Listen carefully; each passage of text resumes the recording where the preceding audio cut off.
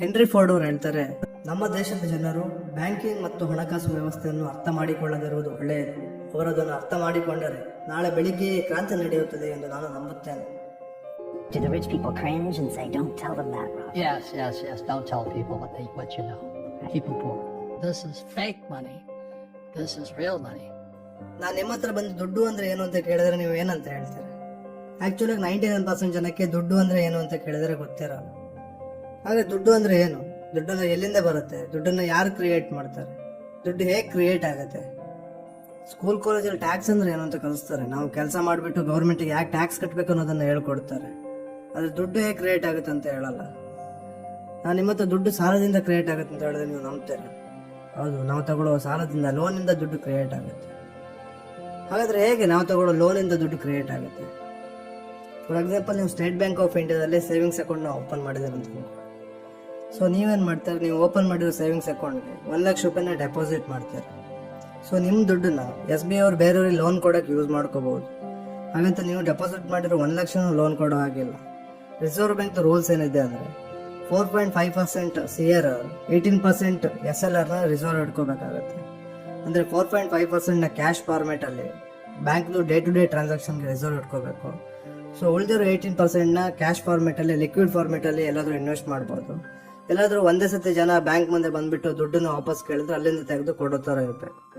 So total ಆಗಿ 4.5% CRR, 18% SLR ಸೇರಿಬಿಟ್ಟು 22.5%ನ bank ಅವ್ರು reserve ಆಗಿ ಇಟ್ಕೋಬೇಕಾಗುತ್ತೆ. ಉಳಿದಿರೋ 77.5%ನ ಬೇರೆಯವ್ರಿಗೆ ಲೋನ್ ಆಗಿ ಕೊಡ್ಬೋದು. ಸೊ ಅಂದರೆ ನೀವು 1 ಲಕ್ಷ ರೂಪಾಯಿನ ಡೆಪಾಸಿಟ್ ಮಾಡಿದ್ರೆ 22,500 ರೂಪಾಯಿನ ಬ್ಯಾಂಕ್ ಅವರು ರಿಸರ್ವ್ ಆಗಿ ಇಟ್ಕೋತಾರೆ. ಉಳಿದಿರೋ 77,500 ರೂಪಾಯಿನ ಬೇರೆಯವ್ರಿಗೆ ಲೋನ್ ಆಗಿ ಕೊಡ್ಬೋದು.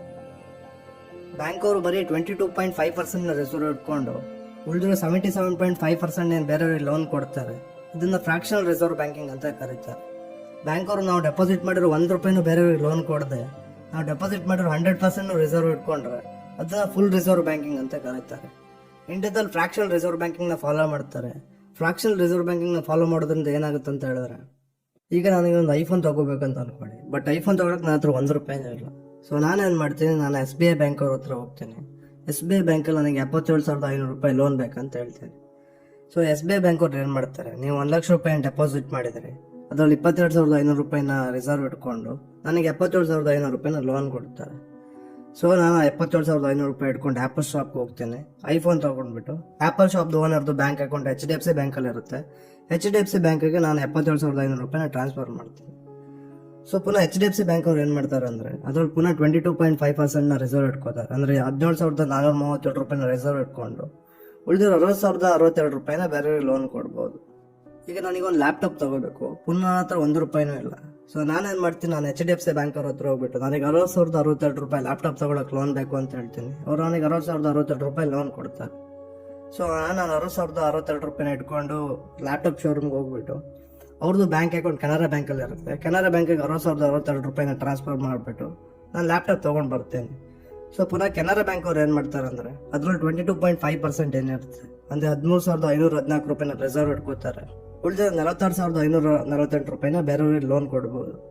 ನೀವು ಆಲ್ರೆಡಿ ಅಬ್ಸರ್ವ್ ಮಾಡಿರ್ಬೋದು, 77,500 ರೂಪಾಯಿ ಐಫೋನ್ಗೆ, 60,062 ರೂಪಾಯಿ ಲ್ಯಾಪ್ಟಾಪ್ಗೆ ಸೇರಿ ಟೋಟಲ್ ಆಗಿ 1,37,562 ರೂಪಾಯಿ ನಾನು ಆಲ್ರೆಡಿ ಖರ್ಚು ಮಾಡಿದ್ದೀನಿ. ಬಟ್ ನೀವು ಡೆಪಾಸಿಟ್ ಮಾಡಿಟ್ಟಿದ್ದು ಬರೀ 1 ಲಕ್ಷ ರೂಪಾಯಿ ಮಾತ್ರ. ಸೊ ಫ್ರಾಕ್ಷನಲ್ ರಿಸರ್ವ್ ಬ್ಯಾಂಕಿಂಗ್ ಇರೋದ್ರಿಂದ ಬ್ಯಾಂಕ್ಗಳು ಲೋನ್ ಕೊಟ್ಟು 37,562 ರೂಪಾಯಿನ ಎಕ್ಸ್ಟ್ರಾ ಕ್ರಿಯೇಟ್ ಮಾಡಿದ್ದಾರೆ. ನಾನು ಲೋನ್ ತಗೊಂಡು 37,562 ರೂಪಾಯಿನ ಎಕ್ಸ್ಟ್ರಾ ಕ್ರಿಯೇಟ್ ಮಾಡಿದ್ದೀನಿ. ಸೊ ನೀವೇನಾದರೂ ಲೋನ್ ತಗೋತಿದ್ರೆ ನೀವು ದುಡ್ಡನ್ನ ಕ್ರಿಯೇಟ್ ಮಾಡ್ತಾ ಇದ್ದೀರ. ಸೊ ಈ ರೀತಿ ನೀವು ಡೆಪಾಸಿಟ್ ಮಾಡಿರೋ ದುಡ್ಡು ತಿರುಗಿ ಒಂದು ಬ್ಯಾಂಕಿಂದ ಒಂದು ಬ್ಯಾಂಕಿಗೆ ಟ್ರಾನ್ಸ್ಫರ್ ಆಗ್ತಾ ನೀವು 1 ಲಕ್ಷ ರೂಪಾಯಿ ಡೆಪಾಸಿಟ್ ಮಾಡಿದರೆ ಅದು 4,44,000 ರೂಪಾಯಿ ತನಕ ಬೇರೆಯವ್ರಿಗೆ ಲೋನ್ ಹಾಕಿ ಹಂಚ್ಬೋದು. ಅದು 1 ರೂಪಾಯಿ ಡೆಪಾಸಿಟ್ ಇಟ್ಟರೆ 4 ರೂಪಾಯಿ 44 ಪೈಸೆ ತನಕ ಬೇರೆಯವ್ರಿಗೆ ಲೋನ್ ಹಾಕಿ ಕೊಡ್ಬೋದು.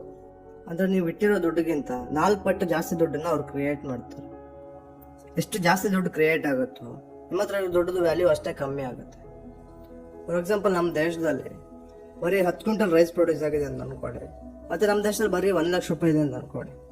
ಸೊ ಈಗ ನಮ್ಮ ಹತ್ರ ಇರೋ 1 ಲಕ್ಷ ರೂಪಾಯಿನೂ ಖರ್ಚು ಮಾಡಿಬಿಟ್ಟು 10 ಕ್ವಿಂಟಲ್ ರೈಸ್ ತೊಗೊಳಕ್ಕೆ ಹೋದರೆ 1 ಕ್ವಿಂಟಲ್ ರೈಸ್ ರೇಟ್ 10,000 ರೂಪಾಯಿ ಆಗುತ್ತೆ. ಸೊ ಅದೇ ಈಗ ಫ್ರಾಕ್ಷನಲ್ ರಿಸರ್ವ್ ಬ್ಯಾಂಕಿಂಗಿಂದ ನಮ್ದು 1 ಲಕ್ಷ ರೂಪಾಯಿ 4 ಲಕ್ಷ ರೂಪಾಯಿ ತನಕ ಕ್ರಿಯೇಟ್ ಆಗಿದೆ ಅಂತ ಅನ್ಕೊಳ್ಳಿ.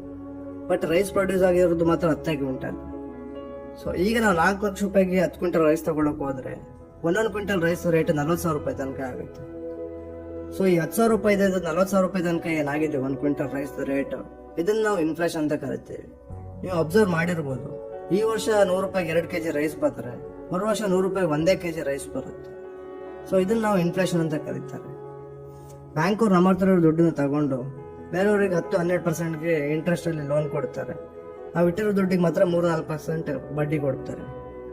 ಸೊ ನೀವೇನಾದ್ರೂ ಬ್ಯಾಂಕಲ್ಲಿ ದುಡ್ಡು ಇಟ್ರೆ ನೀವು ಮನೇಲಿ ಕುತ್ಕೊಂಡು ಬಡವ್ರು ಆಗ್ತಾನೆ ಇರ್ತೀರ, ದುಡ್ಡು ಕ್ರಿಯೇಟ್ ಆಗ್ತಾನೆ ಇರುತ್ತೆ. ಎಷ್ಟು ಜಾಸ್ತಿ ದುಡ್ಡು ಕ್ರಿಯೇಟ್ ಆಗುತ್ತೋ ನೀವು ಇಟ್ಟಿರೋ ದುಡ್ಡು ವ್ಯಾಲ್ಯೂ ಅಷ್ಟೇ ಕಮ್ಮಿ ಆಗ್ತಾ ಹೋಗುತ್ತೆ. ಬಡವರಿಗೂ ಶ್ರೀಮಂತರಿಗೂ ಡಿಫರೆನ್ಸ್ ಏನಂದ್ರೆ, ಬಡವರು ಲೋನ್ ತಗೊಂಡು ಇನ್ನೂ ಜಾಸ್ತಿ ಬಡವರು ಆಗ್ತಾರೆ, ಶ್ರೀಮಂತರು ಲೋನ್ ತಗೊಂಡು ಇನ್ನೂ ಜಾಸ್ತಿ ಶ್ರೀಮಂತರಾಗ್ತಾರೆ. ಬಡವರು ಲೋನ್ ತಗೊಂಡು ಮನೆ ಕಟ್ಟಕ್ಕೆ ಅಥವಾ ಕಾರ್ ಲೋನ್ ತಗೊಳಕ್ಕೆ ಇಲ್ಲ ಬೈಕ್ ಲೋನ್ ತಗೋತಾರೆ, ಅದರಿಂದ ಇನ್ನೂ ಜಾಸ್ತಿ ಖರ್ಚು ಬಿಟ್ಟರೆ ಅದರಿಂದ 1 ರೂಪಾಯಿನ ವಾಪಸ್ ಬರೋದು. ಬಟ್ ಶ್ರೀಮಂತರು ಏನ್ ಮಾಡ್ತಾರೆ ಅಂದ್ರೆ, ಲೋನ್ ತಗೊಂಡು ಬಿಸ್ನೆಸ್ ಅವ್ರು ಇನ್ವೆಸ್ಟ್ ಮಾಡ್ತಾರೆ, ಅದರಿಂದ ಡಬಲ್ ದುಡ್ಡು ಮಾಡ್ತಾರೆ, ಲೋನ್ ವಾಪಸ್ ಕಟ್ತಾರೆ. ನೀವು ಯಾವುದೇ ರಿಚೆಸ್ಟ್ ಪರ್ಸನ್ಸ್ನ ಅಬ್ಸರ್ವ್ ಮಾಡಬೇಕಾದ್ರೆ ಅವ್ರು ಯಾರು ಬ್ಯಾಂಕಲ್ಲಿ ದುಡ್ಡನ್ನ ಸೇವ್ ಮಾಡಿಬಿಟ್ಟು ರಿಚ್ ಆಗಿಲ್ಲ, ಅವ್ರು ಬ್ಯಾಂಕಿಂದ ಲೋನ್ ತಗೊಂಡು ರಿಚ್ ಆಗಿದ್ದಾರೆ. ನೀವು ಅದಾನಿ ನೋಡ್ಬೋದು, ಅಂಬಾನಿನ ನೋಡ್ಬೋದು, ಟಾಟಾ ಗ್ರೂಪ್ಸ್ ನೋಡ್ಬೋದು. ಅವ್ರ ಹೆಸರಲ್ಲೆಲ್ಲ ಬಿಲಿಯನ್ ಟ್ರಿಲಿಯನ್ಸ್ ಗಟ್ಟಲೆ ಲೋನ್ಸ್ ಇದೆ. ಅವರೆಲ್ಲರೂ ಲೋನ್ಸ್ ತಗೋತಾರೆ, ಲೋನ್ಸ್ನ ಕರೆಕ್ಟಾಗಿ ಯೂಸ್ ಮಾಡಿಬಿಟ್ಟು ಅದರಿಂದ ಇನ್ನೂ ಜಾಸ್ತಿ ದುಡ್ಡನ್ನ ಮಾಡ್ತಾರೆ, ಇನ್ನೂ ಜಾಸ್ತಿ ರಿಚ್ ಆಗ್ತಾರೆ.